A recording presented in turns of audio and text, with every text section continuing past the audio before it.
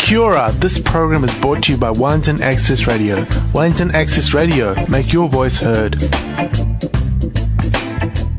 Do you know what I find is very difficult actually as well is my temperature.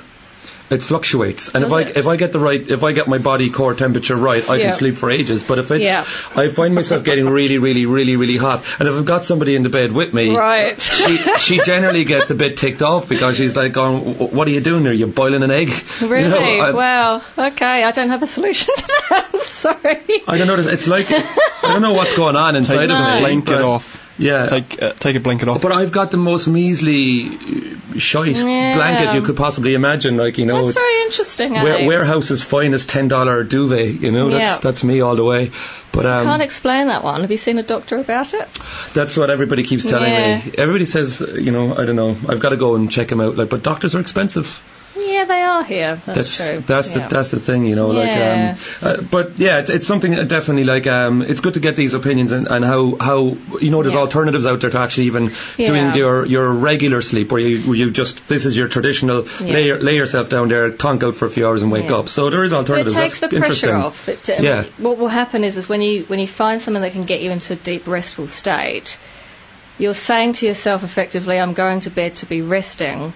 And you will likely fall asleep and sleep much better because you haven't put that pressure on yourself to get 8 hours. Yeah. You know, you're not worrying about what's going to happen in the morning because you know if you're resting, you're going to be revitalised and refreshed the next day. Yeah. So it's like a way of kind of tricking yourself into not caring whether you actually asleep or not because you say, I'm going to bed, I'm going to be deeply relaxed, I'm going to be resting. Yeah. You find a mechanism to do that, in which there are many, many processes, self-hypnosis, relaxation, meditation, that kind of thing. I actually dream about being on a boat in really stormy weather. I put myself into that a lot if I've got nothing else going on. What does that do for you?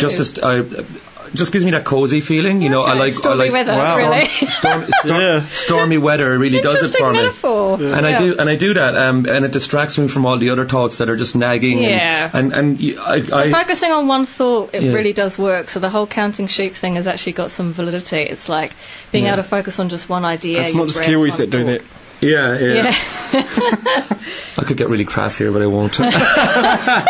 Really? Lying in the back as a Kiwi counting sheep, and you just go, oh yeah, oh that's a nice plump one, that one. Oh yeah. How do I turn this? You're never going to get any sleep if you're a Kiwi counting sheep, as far as especially if you're from Southland or someplace like that, or Hamilton. Or I'd like to just dissociate myself from that particular piece of advice. We can edit that out later. It won't go out in the podcast. Don't worry.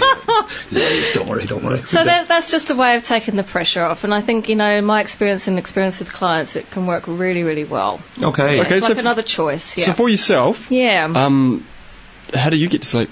Well, I fall asleep really, really well, so I tend to have a little routine. I hate you. I'm sorry. Well, I hate people like that. Hear me out. I have a routine that really works for me. It's like, I read, I fall asleep after I've finished reading.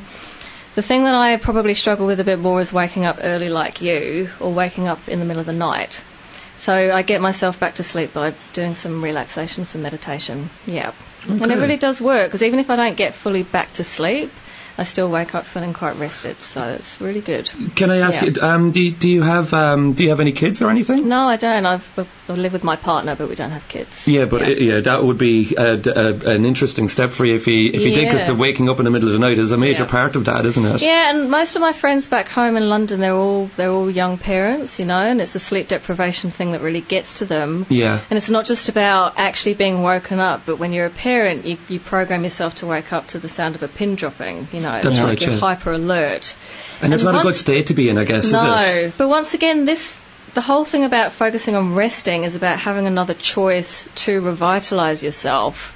And even if you don't get back to sleep, if you can lie there and be in a deeply restful state where you're not thinking frantically, but you're actually really resting, then you will wake up more refreshed. Charlotte, could we get those off you? We're going to put them up on our website, so that people can check them out, because I find it really interesting. I've fierce trouble, and as you were saying there, people with children as well are at their wits' end, a lot of them, to try and find a way. So, and that's and if somebody wanted to come and speak with you and get some more advice and and some assistance, how would they go about that? So my website would be the best place to start, which is www.charlottehhinksman.com. How do you spell Hinksman? HINKSMAN. Okay, Hinksman, so phonetically spelt. Excellent stuff. It is, isn't it? That's true. Yes, it is. Okay. Well, yeah, listen, thank you very much. It's been a pleasure, and I'm sure we'll have you back again in a few weeks with some more interesting stuff.